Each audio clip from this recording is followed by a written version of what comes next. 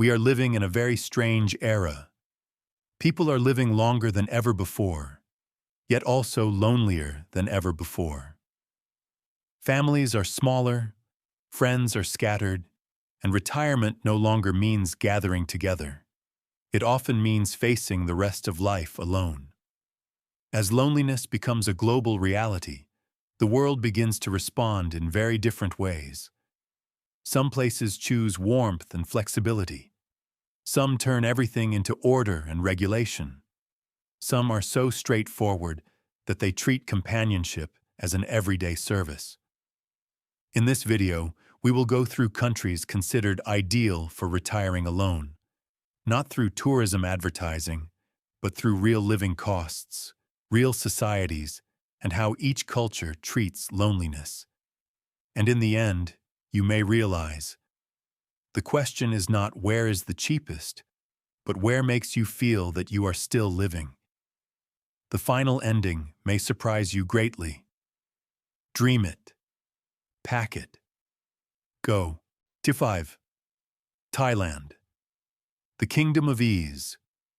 Thailand is not a place that overwhelms you from the very first second. It does not show off, nor does it try to prove that it is special. Instead, Thailand convinces people to stay through its sense of ease, a feeling that is very hard to measure, yet strong enough to make millions of people, especially those retiring alone, stop for far longer than originally planned. If this place had to be given a nickname, it would be the Kingdom of Ease. Easy to eat, easy to live, easy to integrate, and most importantly, easy to continue living a life with your own rhythm, even when there is no one by your side. Every retirement decision begins with money. In Thailand, money does not disappear at an alarming rate.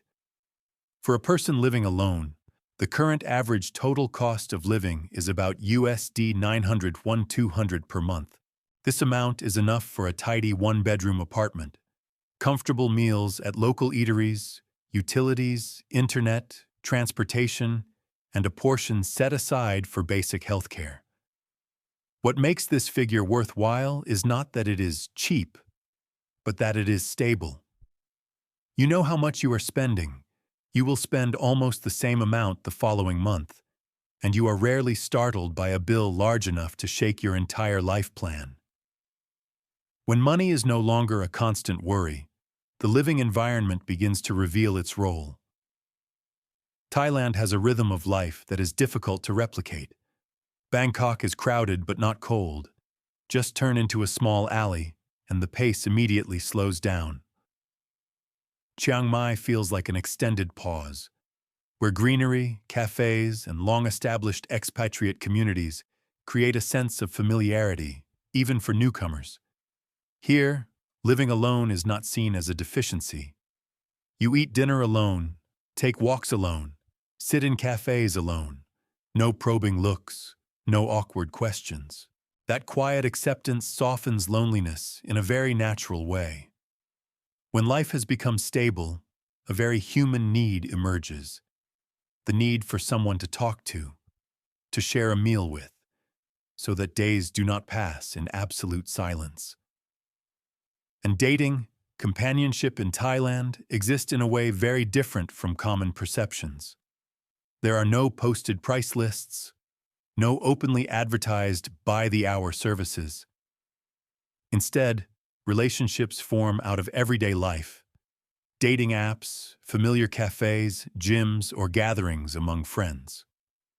There is a story often mentioned within the retiree community in Chiang Mai. Michael, 64, came to Thailand after retiring, planning to stay for 3 months. At a small exhibition, he met Ploy, a local woman in her 30s. At first, it was just short conversations, then weekly dinners. Michael paid for the meals. Occasionally, he helped Ploy with a small living expense. No contract, no promises. No one named the relationship. 3 months passed, then 6. When it was time to extend his stay, Michael realized he was no longer counting the days. Not because of love in the romantic sense, but because each week there were a few evenings that did not pass in silence.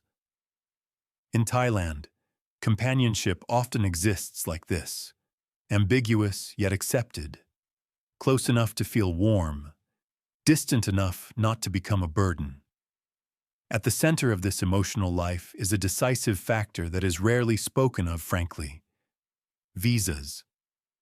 Thailand does not open its doors unconditionally, but it does not shut them tightly either. For those aged 50 and over, the retirement visa allows long-term stay if financial capacity and health insurance can be proven. Each year, residents must renew their stay and periodically report their address. These procedures exist as a gentle reminder: you are allowed to be here, as long as you respect the rules of the game. For those who are not yet ready to bind their lives to a single place, flexible long-term stay visas offer the most valuable thing: time to try living. Time to see how the body responds to the climate, how the mind reacts to silence, and how emotions change when living alone in a foreign country. Notably, Thailand does not require you to have a family, nor does it force you to prove social relationships. As long as you follow the rules of the game, you are left alone. For many people living alone, being left alone is itself a rare form of freedom. Food comes afterward, yet it plays one of the quietest roles. When living alone, meals are not just about being full, but about closing out the day. In Thailand, there is always hot, inexpensive, and sufficiently good food available outside, so you do not have to face an empty kitchen for too long. From street stalls to restaurants, food becomes the thread that connects the rhythm of life, allowing one day to flow into the next without breaking. Healthcare and safety are the final reasons many people stay long-term. Bangkok and Chiang Mai have international hospital systems, English-speaking doctors, and clear procedures. As age increases, the feeling of being properly cared for becomes a very practical value. Thailand is not perfect. Complicated traffic, seasonal pollution, and urban shortcomings still exist. But overall, the risks are not large enough to outweigh the quality of life. Thailand is not the cheapest place, nor is it the most shocking. It is more like a buffer zone, a place where you can slow down, do not need to prove anything to anyone, and continue a new chapter of life at your own pace. For those retiring alone, sometimes the most valuable thing is not finding paradise, but finding a place that is easy enough to stay. And Thailand, in its own quiet way, does exactly that. 4. Japan, the country where perfection can also be lonely. In 2023, Japan recorded the lowest birth rate in its history. The world called it a crisis. In Tokyo, trains still ran on time to the minute, people still lined up in perfect order, and life continued to operate smoothly, almost coldly. That is Japan. Everything is up to standard. Only emotions tend to arrive late. For retirees living alone, Japan is not cheap. Average living costs range from about USD 1,800 to 2,500 per month, much higher than in Southeast Asia, especially in Tokyo or Kyoto. Rent, food, transportation, insurance, everything is transparent, precise, and rarely lenient toward foreigners. In return, you are buying near absolute stability. No petty scams, no price gouging, no surprises. In Japan, you do not live cheaply. You live correctly. The living environment here feels like a perfectly maintained machine. Public transportation is so precise you do not need a watch. Cities are so clean that trash bins are rarely seen. Yet trash itself is rarely seen as well. Security is so high that many people joke, in Japan, the easiest thing to lose is your sense of caution. Living alone in Japan is completely normal. No one asks why you are single. No one forces you to socialize. This society respects personal space to the maximum extent. But precisely because of that, connections between people become very limited. From that paradox, Japan has created very distinctive forms of dating and companionship. In the past, there were models such as telephone clubs or controversial dating services that were tightly regulated. Although many of these have disappeared, they left a clear mark. The Japanese are willing to build an entire system just to have a place to talk. Today, most connections take place through dating apps, regulated matchmaking services, or carefully programmed meetups. Everything has rules, limits, and safe distances. There is a small story in Tokyo. Kenji, in his 50s, lives alone after many years of office work. Each month, he signs up for a date through a legal dating service. They go out to dinner, talk lightly. 2 hours later, they bow to each other and leave. Kenji says, "I'm not looking for love. I just need an evening where I don't have to eat alone." In Japan, companionship is not meant to break loneliness, but to control it. Visas and residency procedures reflect this philosophy very clearly. Japan does not easily open its doors to foreign retirees. To stay long-term, you need a clear plan, stable finances, and strict compliance. Each renewal feels like a repeated question. Are you truly serious about the decision to live here? In Japan, healthcare and safety are not advantages. They are standards. A world-leading healthcare system, modern hospitals, clear procedures, and high life expectancy.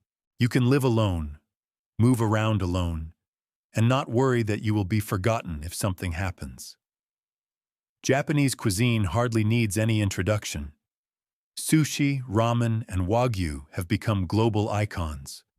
But for people who live alone, the greatest value is this: eating alone in Japan is completely normal. Japan is not a cheap place to retire, nor is it for those who need constant social warmth. But if you are looking for a life that is safe, precise, structured, and reliable, then this is the place where loneliness is organized better than anywhere else in the world.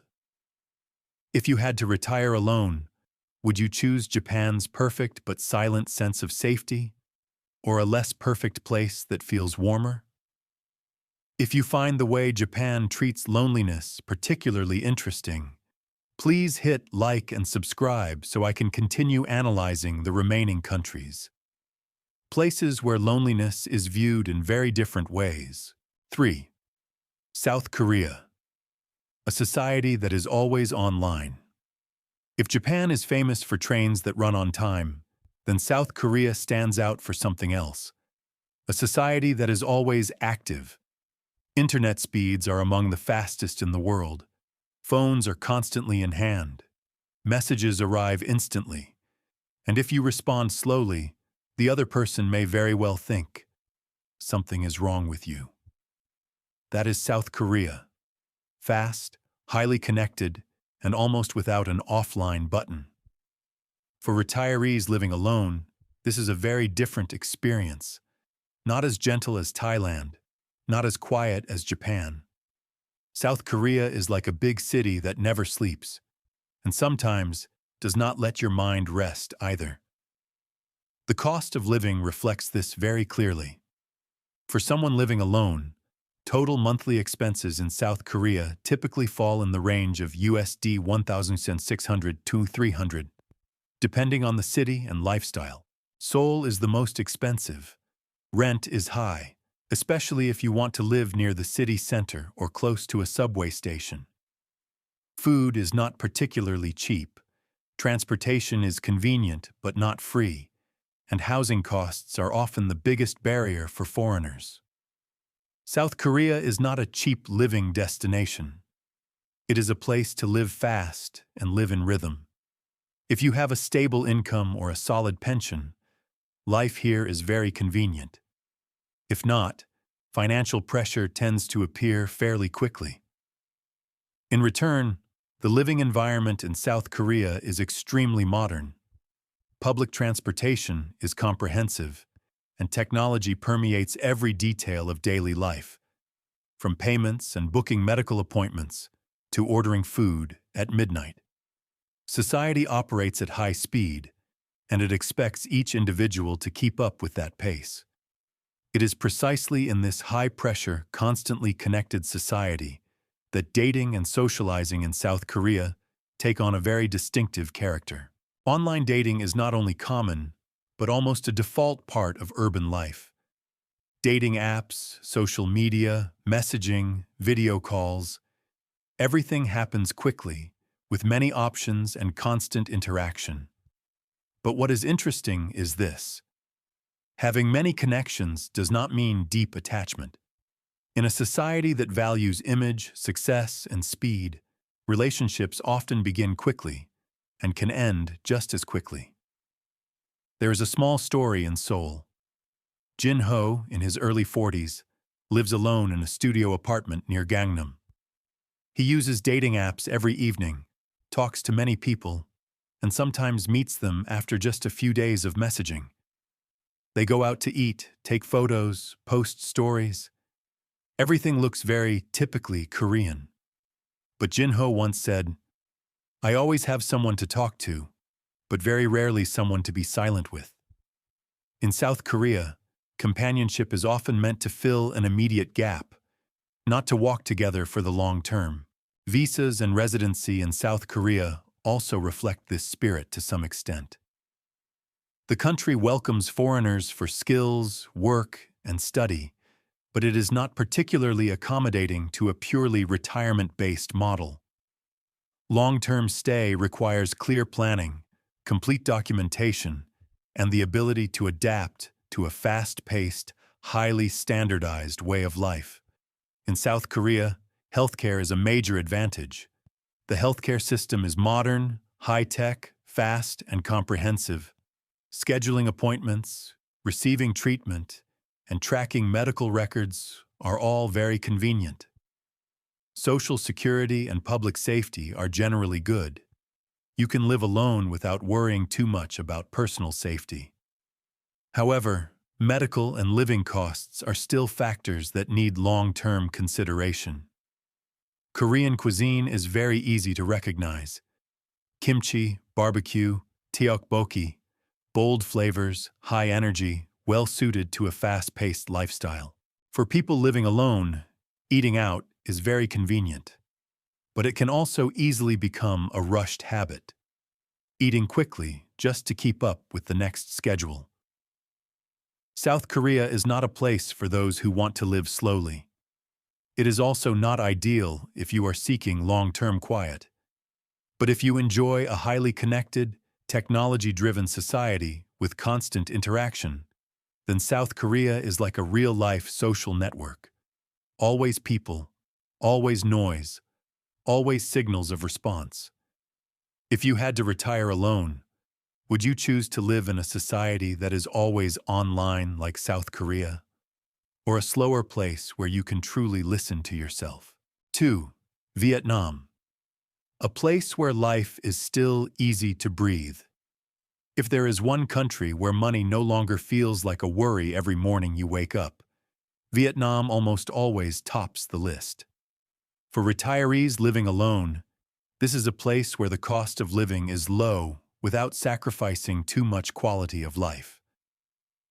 In major cities such as Hanoi or Ho Chi Minh City, USD 600 to 1,000 per month is already enough for a tidy life. Modest housing, convenient daily services, and easy transportation. If you move away from the city center or live in a smaller city, this number can be significantly lower. It is precisely this sense of ease that has placed Vietnam among the most livable countries in terms of cost for the expat community for many consecutive years. When financial pressure eases, social life becomes more approachable. Vietnam does not operate on perfection or high speed. It operates on flexibility. Things may move a little slower and may not be perfectly standardized, but in return, people feel more accessible to one another. Dating and companionship in Vietnam are also as spontaneous as the society itself. Dating apps are increasingly used, especially in urban areas. There is no clearly defined or standardized service model. Most relationships form through conversation, through social media, or through very everyday, ordinary encounters. There was a foreigner who once joked, "In Vietnam, you don't need to look for a service to have someone to talk to. You just need to sit in the right place." Companionship here is rarely framed by contracts or agreements. It exists in flexibility, emotion, and often randomness. Visas and long-term stays in Vietnam are generally much more accessible than in many other Asian countries, especially for those who do not need to work. Procedures are not overly complicated, costs are reasonable, and most importantly, society does not pressure you to integrate properly. You can live simply and quietly without being scrutinized.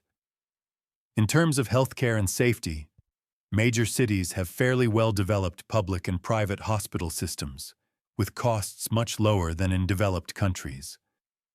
Public security is generally stable. Street life is lively but not overly concerning for someone living alone. Vietnam is not a perfect place, but it is a place where mistakes are accepted and people are allowed to live more comfortably with themselves. If you had to retire alone, would you choose a place that is affordable, flexible, and approachable like Vietnam, or a more standardized but more pressured society? If you've made it this far, perhaps this video is resonating with you. Subscribe to the channel so you don't miss the next country, where the way of living alone may surprise you. 1. China. A society where everything can become a service. If Japan is known for its strict standards and South Korea for its always online pace of life, then China makes an impression in a very different way. Every need can be organized, packaged, and operated as an industry. From 15-minute food delivery and cashless payments to finding someone to talk to, everything happens quickly, openly, and with a surprisingly normalized feel. For retirees living alone, China is not a single, uniform entity. Beijing and Shanghai feel like ultra-modern megacities, while second- and third-tier cities are far more relaxed. Living costs in major cities are higher than in Southeast Asia, but compared with developed countries, they remain within an acceptable range. Move slightly away from the city center, and costs drop noticeably, which is why many people choose to live off-center in exchange for more space and a manageable budget. What truly sets China apart is how this society deals with loneliness. The online friendship and dating market has grown rapidly, especially in large cities. Domestic and international apps operate side by side, creating a dense network of connections. But instead of being ambiguous like Thailand or tightly controlled like Japan, China chooses a different path, bringing companionship into the open, everyday life. There was an image that once spread widely. In large shopping malls, people could see companionship services openly advertised, paid for via QR codes, taking place right in the middle of bustling shopping spaces. No whispering, no avoidance. In China, what is considered sensitive elsewhere is treated as a normal social need. A foreigner living in Shanghai once shared that what shocked him was not the technology, but the bluntness. Here, no one asks why you need it. They only ask how long you need it for. That sentence captures the spirit of modern China: efficiency over judgment. Visas and residency in China require clear compliance. Procedures may not be as flexible as in Southeast Asia, but in return, the system operates with strong consistency. Once you understand the rules, life moves along with stable momentum and few surprises. In terms of healthcare and safety, major cities have modern hospital systems, both public and private, that adequately meet healthcare needs. Safety levels differ between urban and rural areas, but in large cities, daily life is generally orderly and tightly managed. China is not a place for those seeking vague romance or a slow pace of life. It is for people who accept a crowded, fast-operating society and are willing to turn emotions into something that can be managed. If you had to retire alone, would you choose a place that openly formalizes every need like China, or a more discreet but safer society? Finally, retiring alone is not about choosing the cheapest place, nor is it necessarily about choosing the safest one. It is about choosing a place where you can live with your loneliness without feeling lost. A place where society allows you to exist at your own pace, and where each passing day still gives you enough reason to stay.